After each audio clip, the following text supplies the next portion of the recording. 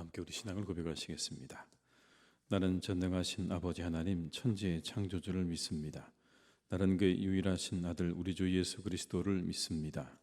그는 성령으로 잉태되어 동정녀 마리아에게서 나시고 본디오 빌라도에게 고난을 받아 십자가에 못 박혀 죽으시고 장사된 지 사흘 만에 죽은 자 가운데서 다시 살아나셨으며 하늘에 오르시어 전능하신 아버지 하나님 우편에 앉아 계시다가 거기로부터 살아있는 자와 죽은 자를 심판하러 오십니다. 나는 성령을 믿으며 거룩한 공교회와 성도의 교제와 죄를 용서받는 것과 몸의 부활과 영생을 믿습니다. 아멘. 찬송가 405장을 함께 찬양하시겠습니다. 405장입니다.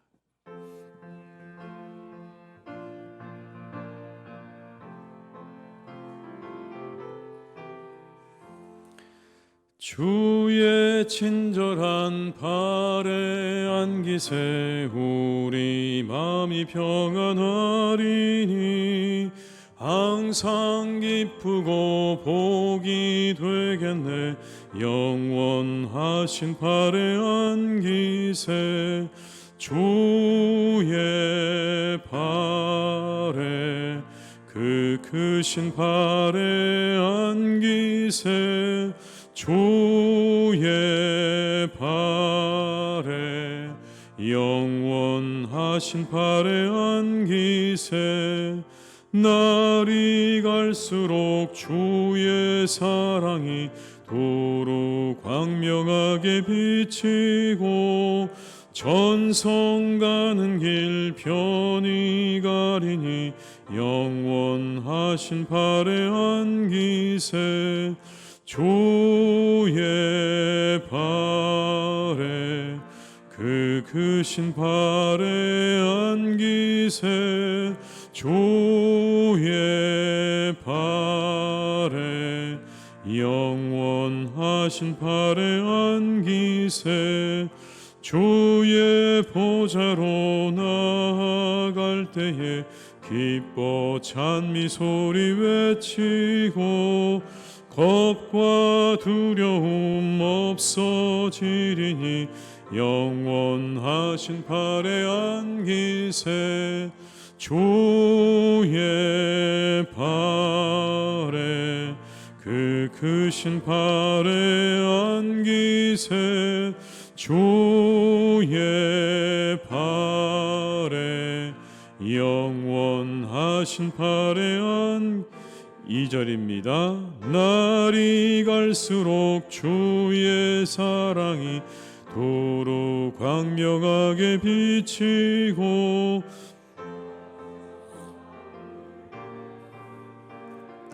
영원하신 발에 안기세 주의 발에 그 크신 발에 안기세 주의 발에 영원하신 발에 안기세 주의 보좌로 나아갈 때에 기뻐 찬미 소리 외치고 겁과 두려움 없어지리니 영원하신 발에 안기세 주의 발에 그 크신 발에 안기세 주의 발에 영원하신 발에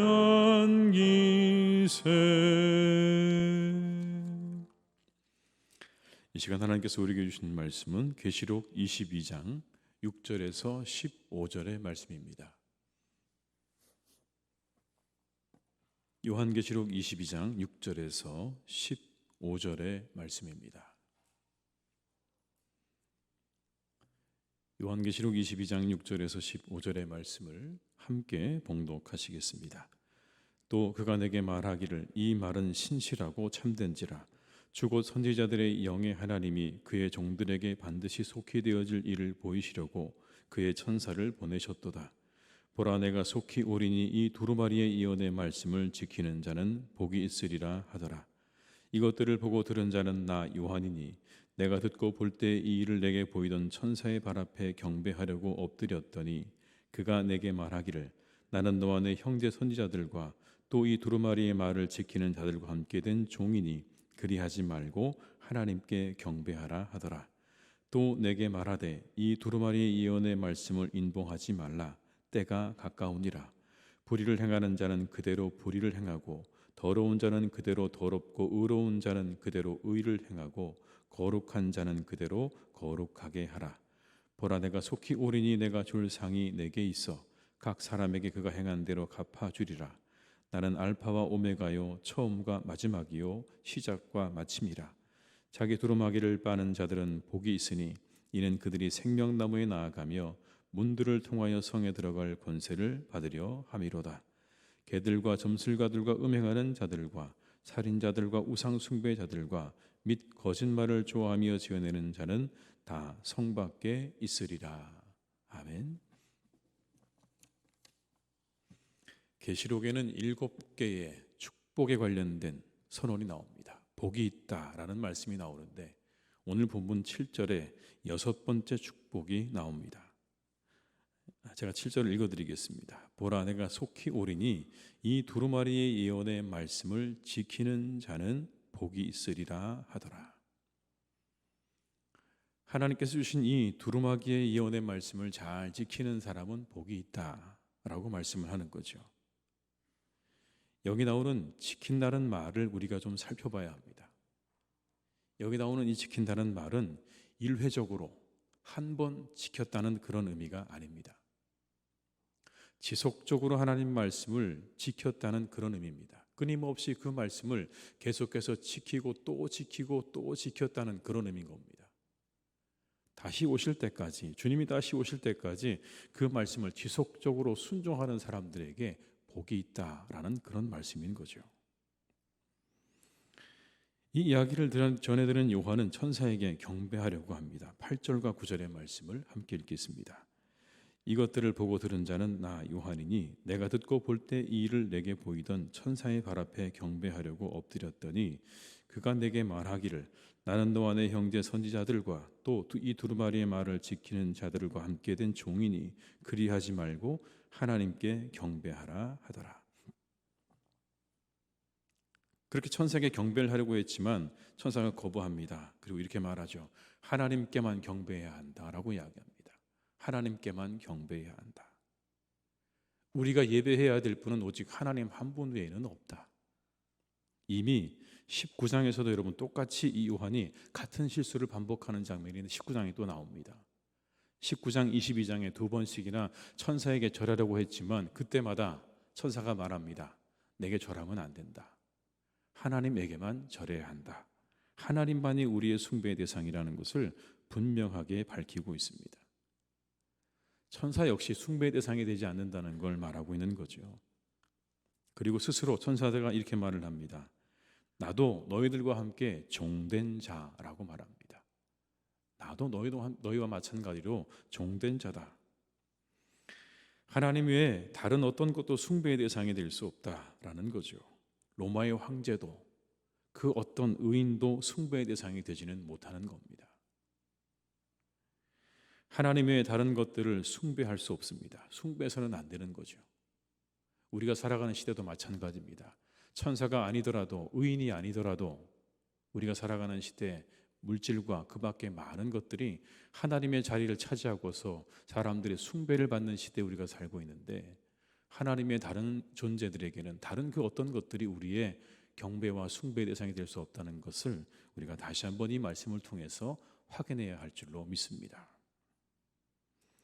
10절의 말씀을 한번 같이 읽어보시겠습니다. 또 내게 말하되 이 두루마리의 예언의 말씀을 인봉하지 말라. 때가 가까우니라. 때가 가까웠다라는 말씀을 합니다. 때가 가까웠다. 속히 오리라. 이런 말씀을 하시는데 여러분 여기 나오는 때로 번역된 말은 카이로스입니다. 카이로스. 우리가 흔히 시간이라고 말하는 그런 물리적인 시간을 의미하는 게 아닙니다. 하루 24시간, 1년 365일의 시간을 의미하는 크로노스가 아니라 질적인 시간을 의미하는 겁니다. 어떤 의미가 있는 시간을 의미하는 거죠. 예를 든다면 이런 겁니다. 우리가 배우자를 만난 시간이 카이로스죠. 우리가 인생을 쭉 살아가지만 그 시간 속에 굉장히 의미 있는 시간들이 있지 않습니까? 우리가 배우자를 만나서 결혼한 시간, 그리고 우리가 자녀를 낳은 시간, 이와 같은 시간들은요, 똑같은 질적인 그런 것들을 갖지 않습니다. 좀 다르죠. 특별한 때입니다. 그런 걸 말하는 겁니다. 재림의 때가 바로 그와 같다는 겁니다. 그 시간이 카이로스인 겁니다. 하나님께서 우리에게 나타나시는 시간, 여러분 얼마나 이 시간이 질적으로 다른 시간입니까? 그때가 언제인지 우리가 아무도 모르기 때문에 그 시간은 크로노스이기보다는 카이로스에 가까운 거죠. 근데 한 가지 여러분 우리가 기억해야 되는 건 그때가 언제나 가까이 있다는 것입니다.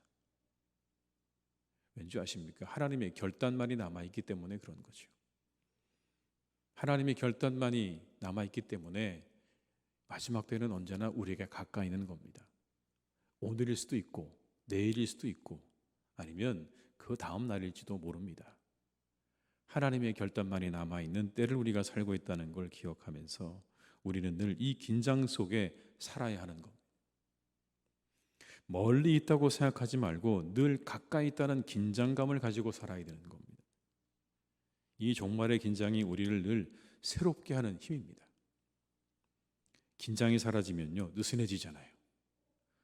우리가 긴장이 완전히 다 사라져버리면 우리가 느슨해지게 됩니다. 그런데 긴장을 해야 조금 더 우리가 우리의 삶을 새롭고 단정하게 살아갈 수 있게 되는 거죠.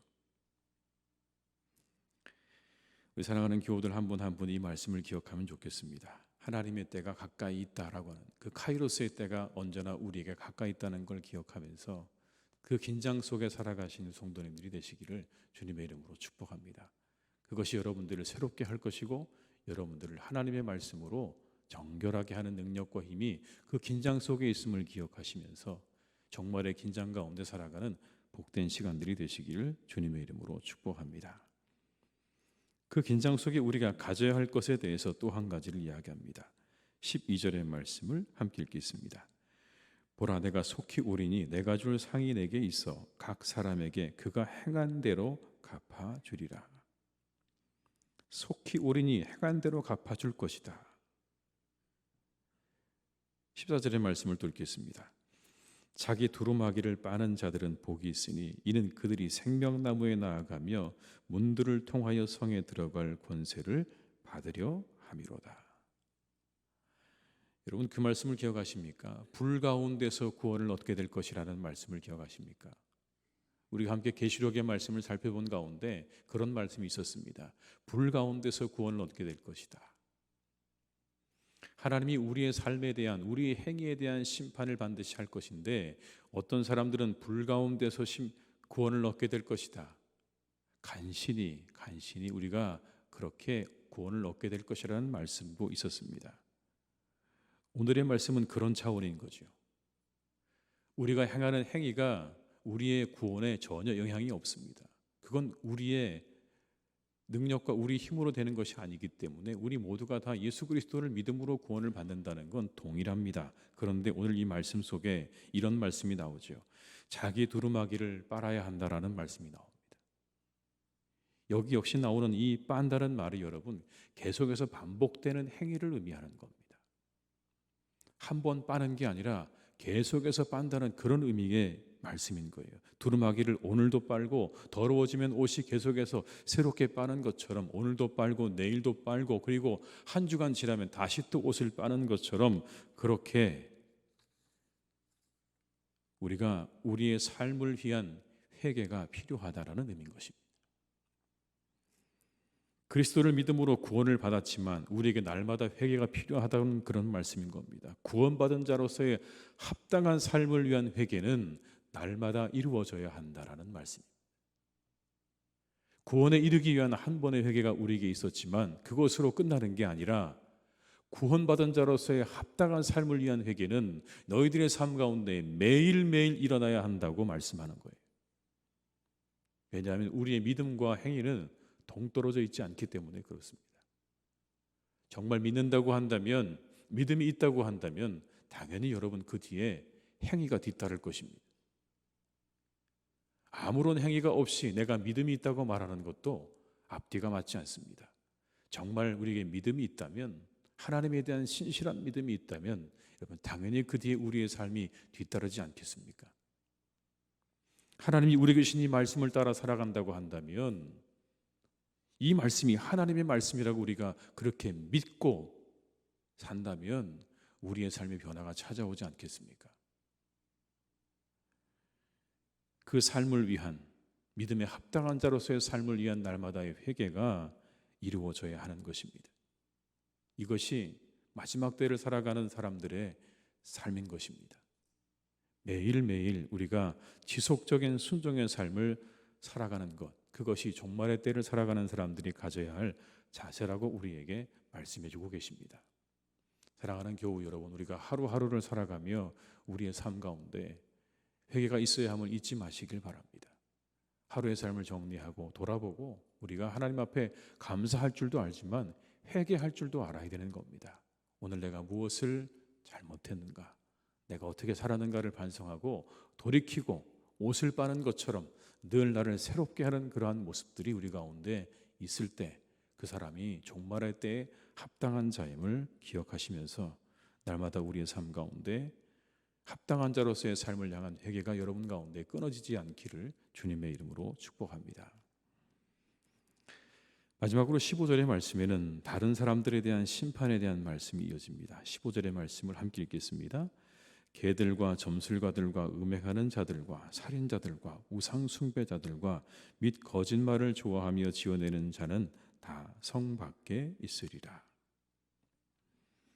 개들과 점술가들과 음행하는 자들과 살인자들과 우상 숭배자들과 그리고 거짓말을 좋아하며 지어내는 자는 다 성 밖에 있을 것이다. 특별히 이 가운데 우리가 좀 더 생각해 봐야 되는 것, 거짓말을 좋아하며 지어내는 자라는 겁니다. 이건 니골라당이라는 사람들을 의미합니다. 당대는 니골라당이라는 사람들을 의미하는 그런 의미였습니다. 그들은 이렇게 말했습니다. 로마 황제에게 숭배하는 것도 괜찮다고 가르쳤습니다. 거짓말이죠. 거짓말입니다. 거짓말을 가르치는 거예요. 타협한 것입니다. 교회 안에도 그런 이들이 있습니다.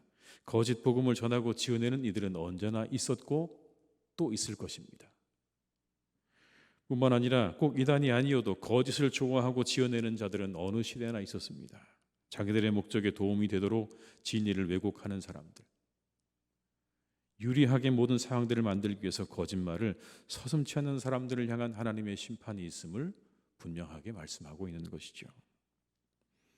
사랑하는 교우 여러분, 우리가 이 말씀을 기억해야 합니다. 거짓말을 좋아하며 지어내는 자를 하나님이 얼마나 싫어하시는지를 우리가 기억하면서 우리의 입에서 거짓말을 다 제해버리시기를 주님의 이름으로 축복합니다. 제하셔야 합니다. 이 시대가 그렇습니다. 거짓과 참이 구별되지 않는 시대에 우리가 살고 있습니다.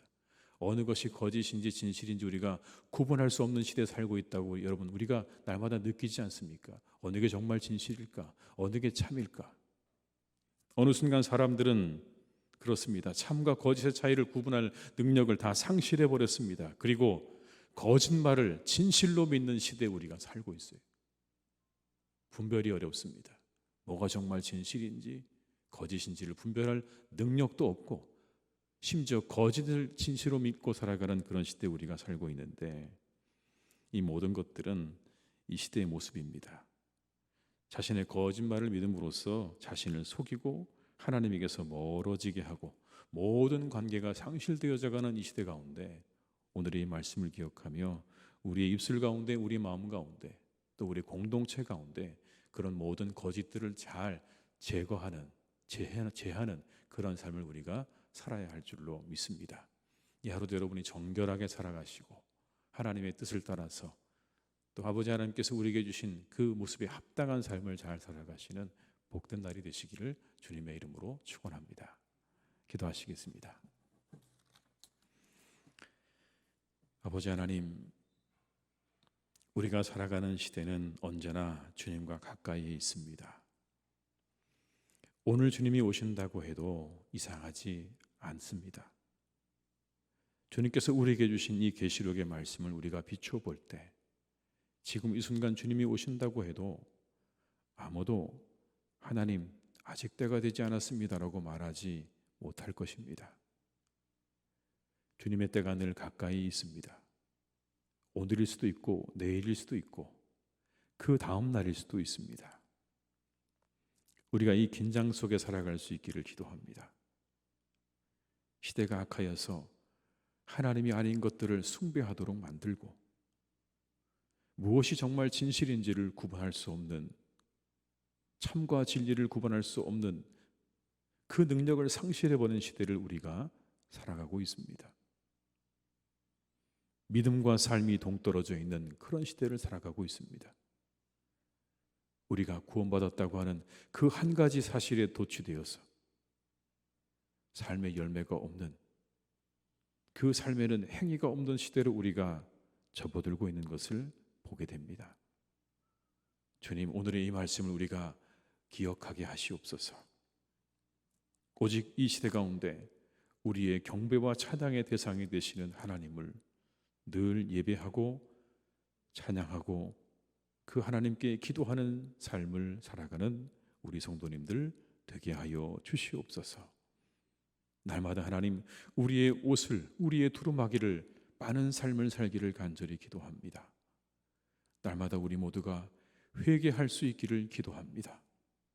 회개의 눈물이 사라져버린 이 시대 가운데 하나님 우리와 함께 하셔서 우리가 늘 회개함으로 우리의 행실을 정결하게 하고 주님의 순결한 신부로서의 삶으로 나아가는 날마다의 삶이 되게 하여 주시옵소서. 구원받은 자로서의 적합한 합당한 삶을 살기를 간절히 원합니다. 우리가 늘 감사하고 기쁨의 삶을 살아야 하겠지만 또한 때때로 우리의 삶을 돌아보며 회개하는 삶을 살 수 있는 우리의 성도님들 다 되게 하여 주시옵소서. 하나님, 거짓이 판을 치는 세상입니다. 거짓이 가득한 세상입니다. 참과 진리를 분별할 수 없는 세상이고 거짓을 진실인 것처럼 믿는 그런 세상에 우리가 살아가고 있습니다. 주님, 우리가 이때에 깨어서 참과 진리를 구분할 수 있는 분별력을 우리에게 허락하여 주시옵소서.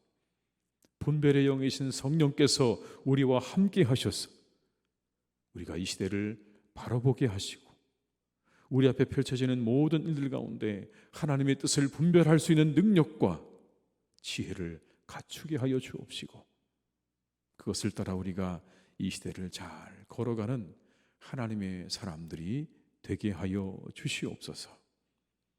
하나님, 우리의 믿음이 하나님 앞에 올바르기를 기도합니다. 하나님 보시기에 올바른 믿음이 되기를 원합니다. 우리의 생각과 판단에 이만하면 됐다고 하는 믿음이 아니라 하나님께서 우리를 보시기에 올바른 믿음을 이 종말의 때 우리 모두가 가지고 살아갈 수 있기를 간절히 원하오니 내가 가까움을 볼수록 우리가 더욱더 주님께서 기뻐하시는 삶으로 나아가는 복된 우리의 성도님들 되게 하여 주시옵소서. 하나님, 사랑하는 우리나라를 지켜주시기를 기도합니다. 우리나라 가운데 하나님이 함께 하셔서 우리나라를 지켜주시고 보호해 주시기를 간절히 원합니다.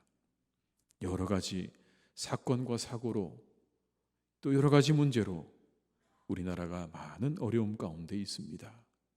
주님, 지금까지 하나님께서 그러셨던 것처럼 사랑하는 우리나라를 긍휼히 여겨주시고 불쌍히 여겨주시고 우리 위에 은혜를 베풀어 주셔서 이 모든 문제들이 잘 해결되게 하여 주옵시고 이 모든 문제가 하나님 주시는 지혜 안에서 잘 해결되어져 가는 그런 은혜와 능력을 이 땅의 모든 사람들에게, 지도자들에게 하나님께서 허락해 주시옵소서. 이 땅의 교회들을 축복해 주시기를 기도합니다. 하나님의 교회들입니다. 참으로 놀라운 부흥을 맛본 이 땅의 교회들을 하나님께서 기억하시고 이 땅의 교회들이 이 세상의 많은 사람들의 영혼을 구원하는 일을 위하여 귀하게 쓰임받기를 간절히 원하오니 주여 이 땅의 교회들을 주님께서 축복해 주시옵소서. 능력을 회복할 수 있기를 간절히 원합니다. 복음의 능력을 회복할 수 있기를 간절히 원합니다. 복음의 능력을 회복하게 하시옵소서.